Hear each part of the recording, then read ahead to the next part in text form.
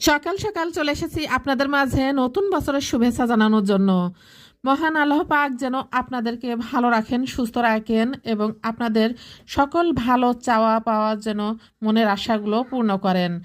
এই কামনাই করি। আমি বাসি হাতে বাসি মুখে সবার জন্য ভালো দোয়া করতে চাই। আল্লাহ পাক যেন আমাদের সবার ভালো চাওয়াগুলো পূর্ণ করেন, সেটাই কামনা করি আমি।